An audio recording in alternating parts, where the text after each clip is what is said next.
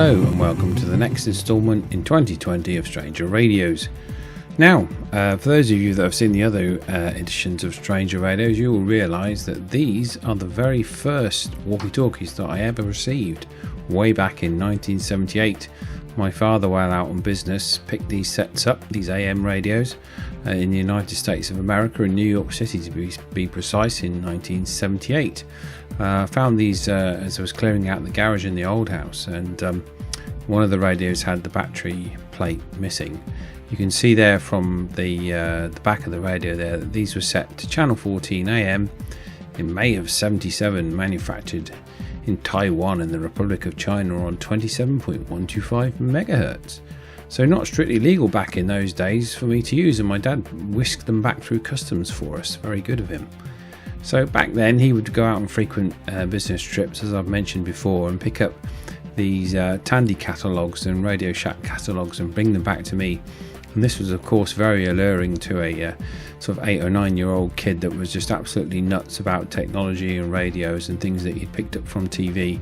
And I sort of dreamed of the United States way back then, guys, and what it was like. And my dad was he would go to these hardware stores and pick up some radios locally and offer the guys in the shops, and they of course would exaggerate the claims of the range of these things and say, oh yeah, it'll get you a couple of blocks around the corner, and he thought, oh, that'd be great for the kids. But of course these radios weren't exactly very powerful back then, and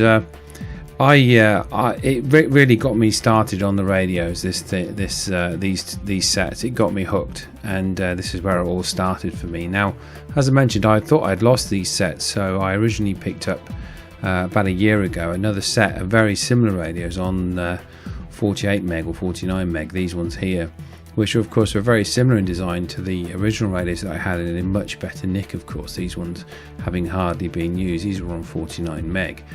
And these are of course of the same design, but of course also suffer from the same problem as a lot of old walkie-talkies do, and that is that the capacitors have dried up inside the units. So I was very, very pleased when I found these original sets that I'd got way back then. As a kid watching television commercials and children's TV programs, the idea of being able to communicate with your friends from way away and off into the distance was just amazing to me, and I still find it amazing to this day, which is really, people might still find odd.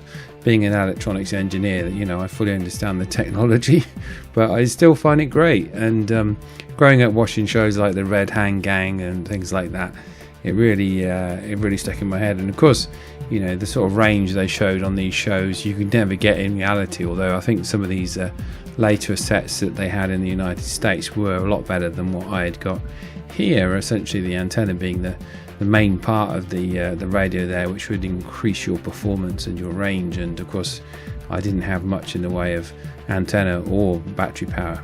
So the one problem with these sets when I first powered them on was that they would squeal. Both sets would not receive properly.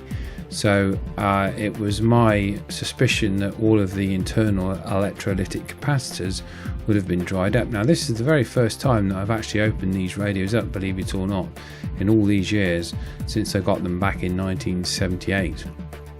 And we did use these radios a hell of a lot. So and they did used to eat 9-volt batteries, I seem to remember. So anyway, taking the radio apart, it wasn't evident at first that these capacitors had dried out, but I quickly located all of the electrolytic capacitors that were on the printed circuit board and noted down their values. Now, to buy the capacitors individually doesn't make any sense, so I picked up a box of capacitors from eBay that seemed to have more or less all of the values that I required for doing the repair. And you'll see from this picture here that the equivalent modern capacitors are much more smaller, so obviously the capacitive material is much better these days and offers you much the similar capacitor range in a much smaller form factor. So I picked up this box of capacitors, I think for about £8 from eBay. It was very, very inexpensive, and I went round the board here changing all of the capacitors out. The ceramic capacitors you don't need to worry about. It's really, in all of the old electronics, it's these electrolytic capacitors which actually tend to dry out or puff up You can normally tell if they puff up because the top of the can will be puffed up, but normally that's for power electronics and not for electronics like this. So anyway, it was a fairly quick procedure with an old soldering iron and a solder sucker to change out all of these old capacitors and put in all new capacitors. And so once I had done this, which took about probably 10 minutes for each radio, I was very pleased when I finally got the battery plugged back in and did a few more little maintenance tasks with some switch cleaner and stuff. I was very pleased to have plugged them in and to have found out this.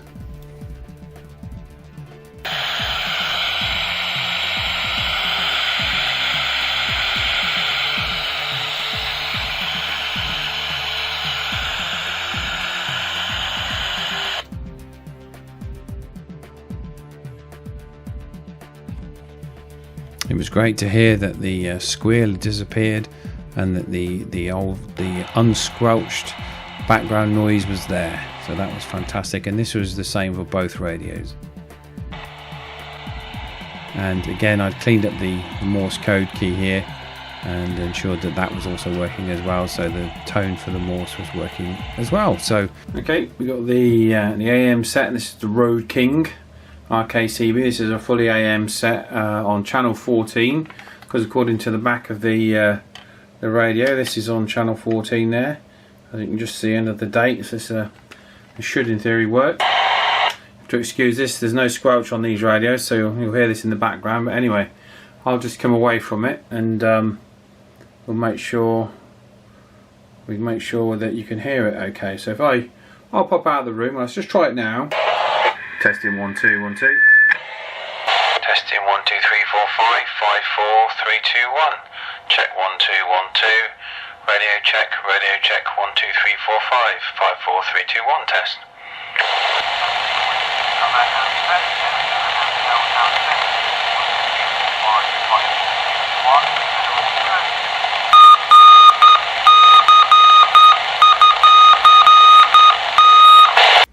Well, this is the only alignment that we've got here. It's just to adjust for the peak on this inductor here. So you can see the field strength meter's dropped down to nothing, and we can peak it really about as much as we're going to get. And we can check on the SDR that we're at 27,125, which was slightly off. So we'll actually tweak it down a little bit, get it on frequency at the expense of a little bit of power there.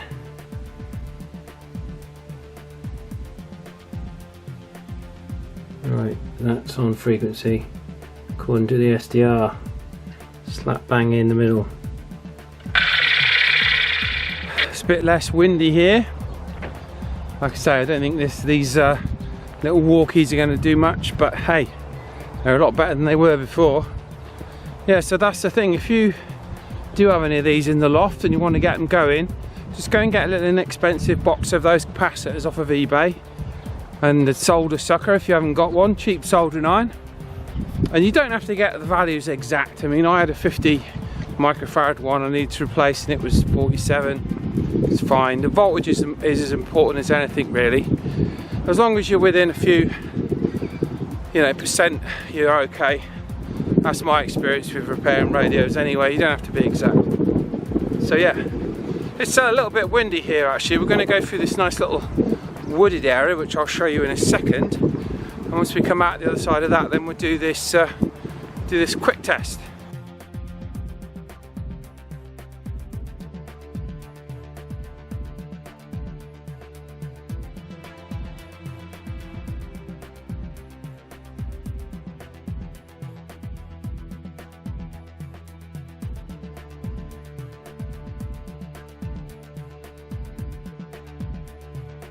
Alright, I think this is as good a place to test the radios.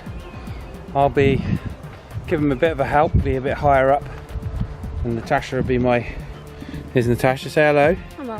She'll be my radio tester down the bottom of the bank, right?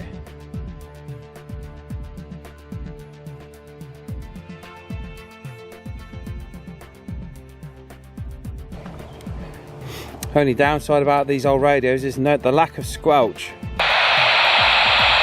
But it's certainly a lot better than what I was hearing the last time I turned these on, which could only be described as a dying squeal. It's a common sound you'll hear from radios with dried up old capacitors. There's my 3D printed little lid there. So my little radio helper is going to go down the bank a little bit, and then we're going to test these out.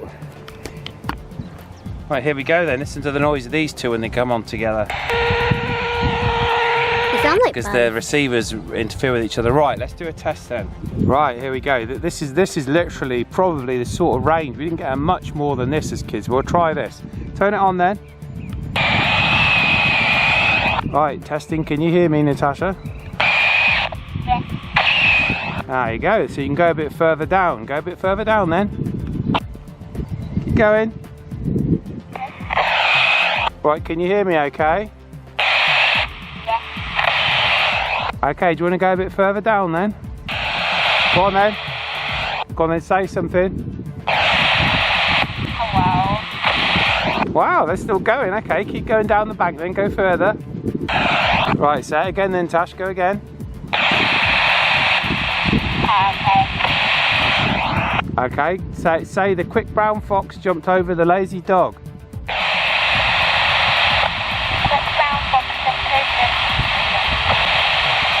Well, I tell you, these have got more range than they did when we were little.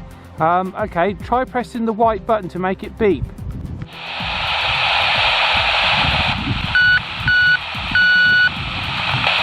Yeah, good.